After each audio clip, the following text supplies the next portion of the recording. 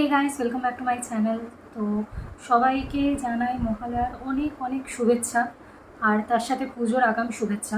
তো এই ব্লগটা তোমরা যখন দেখবে তখন অলরেডি একদমই পুজো চলে এসেছে। পুজোর একদিন আগে কিংবা ষষ্ঠীর দিন হয়তো এই ব্লগটা লাইভ হবে।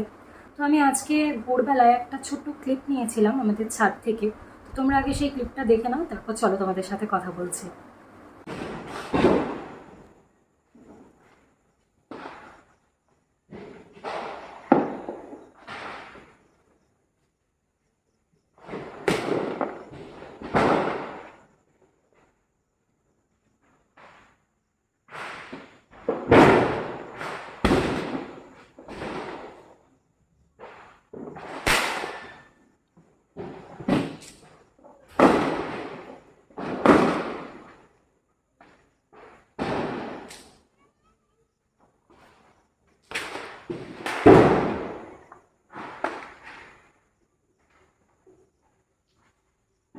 তো কি বুঝলে?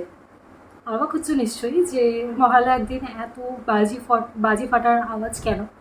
তো এই জিনিসটা হচ্ছে কিন্তু আমাদের এই জায়গার অ্যাজ ইন বার্নপুরের স্পেশালিটি। এটা কিন্তু আমি অন্য কোথাও শুনিনি খুব একটা। বার্নপুর বা আসানসোলের বাইরে আমি কোথাও কিন্তু এটা কারোর থেকে শুনিনি যে এইভাবে মহালয়াটা সেলিব্রেট করা হয়।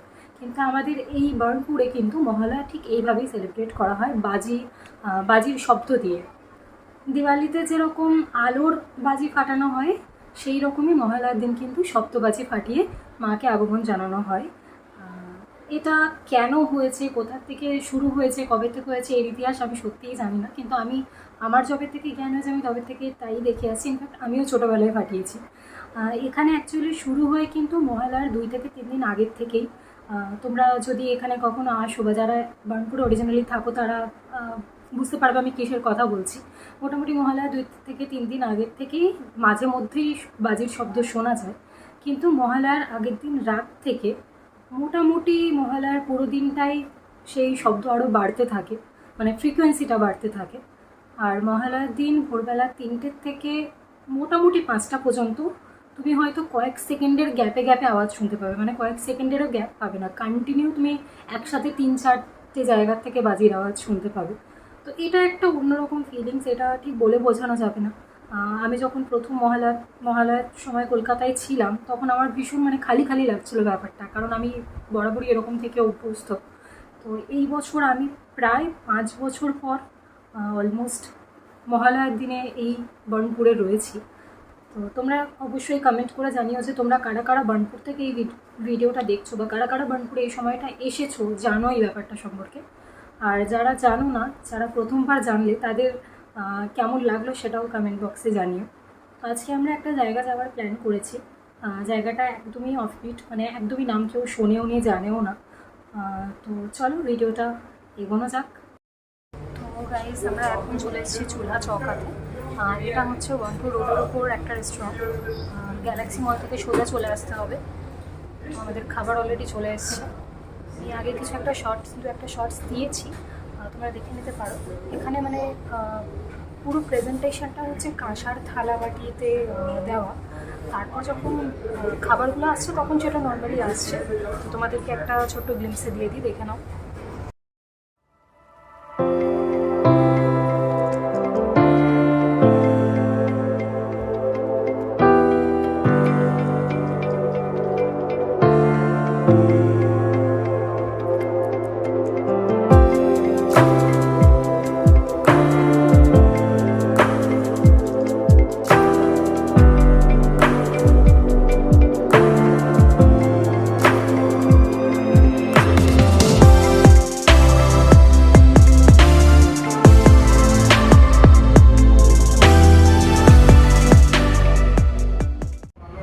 আমরা এখন ফার্স্ট টাইম ট্রাই করতে চলেছি।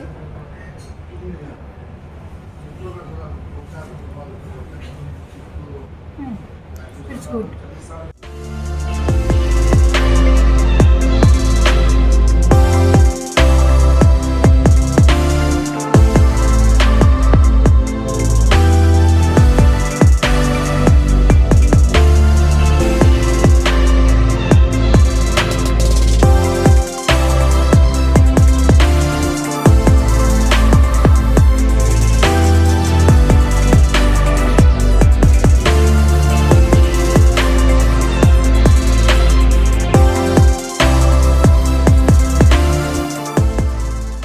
আমরা যাচ্ছি একটা নতুন জায়গায়। তো তার মাঝখানে আজকে সানডে যেহেতু আমরা বাইরেই লাঞ্চ করলাম। তো আমরা এখন চুলা চৌকার সামনে দাঁড়িয়ে আছি। তো এখানে আমরা লাঞ্চ করলাম। তো বেশ ভালো, মানে food quality is really good, কোয়ান্টিটিও অনেকটা বেশি। মানে আমরা প্রথমে ভাবছিলাম যে কোয়ান্টিটি নিয়ে একটু কনফিউজ ছিলাম। তো এক প্লেট আমরা অর্ডার করেছিলাম fried rice, egg fried rice and hot garlic chicken. তো ফ্রাইড রাইসটা নিয়ে আমরা প্রথমে ভাবছিলাম যে একটা করবো না দুটো করবো, কারণ কোয়ান্টিটিটা কনফিউজ ছিলাম, বাট একটাতেই দুজনের আরামসে পেট ভরে গেল। তো তোমরা যদি আসানসোল বা বার্নপুর এই আশেপাশে এলাকায় থাকো তো অবশ্যই এই জায়গাটা এসে ট্রাই করতে পারো।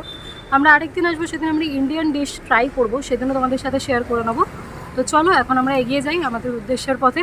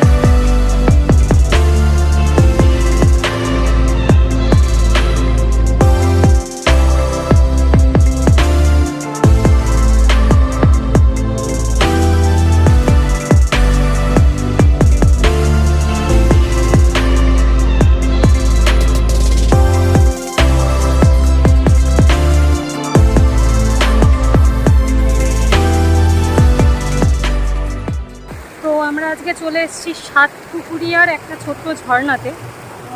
নদীটার নাম কি আমি জানি না, বাট গুগল ম্যাপে বিভিন্ন রকম জায়গা সার্চ করে আমরা এটা পেয়েছি। এটা হচ্ছে সাতপুকুরিয়া। আমরা এলাম কিন্তু বার্নপুর রোড ধরে সোজা গিয়ে একদম হাইওয়েতে উঠে সেখান থেকে রাইট নিয়ে নিলাম। এবার কাজী নজরুল ইউনিভার্সিটির যেই রাস্তাটা গেছে সেই রাস্তাটা ধরে সোজা গিয়ে আবার রাইট নিতে হয়। তো আমরা ভেতর দিয়ে শর্টকাট দিয়ে এসেছি জিপিএস ফলো করে। তো তোমরা কিন্তু কাজী নজরুল ইউনিভার্সিটি পর্যন্ত চলে আসার পর অবশ্যই জিপিএসটা ফলো করো বা কাউকে ওখানে জিজ্ঞেস করে নিয়েছে সাতপুকুরিয়ার ছোট ঝর্ণাটা কোথায়, তাহলেই দেখিয়ে দেবে। তো মানে বেশ ভালো জল আছে আর আওয়াজটা তোমরা শুনতেই পাচ্ছ। তার মানে বেশ ভালোই একটা এক্সপিরিয়েন্স। দেখতেও বেশ সুন্দর লাগছে, চারিদিকটা কাশফুল ফুটে রয়েছে। আর এটা কোথার থেকে জলের উৎস বা কি আমরা জানি না, এখানে সেরকম কাউকে পেলামও না যাদেরকে জিজ্ঞেস করে কোনো উত্তর পাবো। এই যে আমরা যে জায়গাটা দাঁড়িয়ে আছি, আমাদের এই পেছন দিকটা থেকে শুরু হচ্ছে জলটা, এখান থেকে আসছে গিয়ে সোজা এই ব্রিজের, আমাদের এদিকে একটা ব্রিজ রয়েছে, ব্রিজের তলা দিয়ে জলটা বেরিয়ে যাচ্ছে। ওই ব্রিজের ওই পাড়টাও বেশ সুন্দর।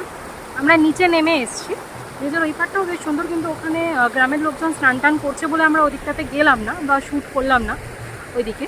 তো তোমরা এলে ওদিকটা দেখতে পারো, ওদিকটাও বেশ সুন্দর। তো এই যে এই ওপরটাতে আমাদের বাইক রাখা আছে, এখান দিয়ে ঘুরে আমরা এটা দিয়ে নিচে নামলাম। এখানে সিঁড়ি করা রয়েছে, সিঁড়িটা দিয়ে নিচে নামলাম। তো জায়গাটা এখন যেহেতু কয়েকদিন বৃষ্টি হয়েছে একটুখানি হালকা জায়গায় জায়গায় কাদা রয়েছে,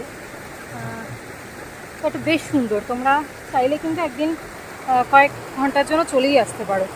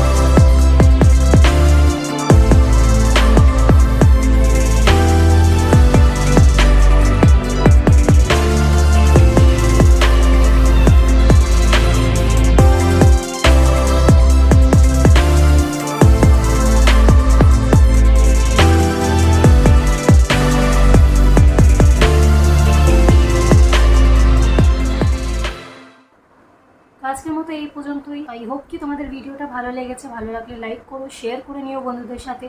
আর তুমি যদি আমার চ্যানেলে নতুন হও বা তুমি যদি এখনও পর্যন্ত সাবস্ক্রাইব না করে থাকো তাহলে অবশ্যই সাবস্ক্রাইব করো আর বেল আইকনটাও প্রেস করে দিও নোটিফিকেশানস পাওয়ার জন্য। আর খুব তাড়াতাড়ি দেখা হচ্ছে তোমাদের সাথে নেক্সট একটা ব্লগ নিয়ে। এর পরের ব্লগটা সম্ভবত পুজো পরিক্রমা ব্লগ হবে। তো চলো দেখা হচ্ছে নেক্সট ব্লগে।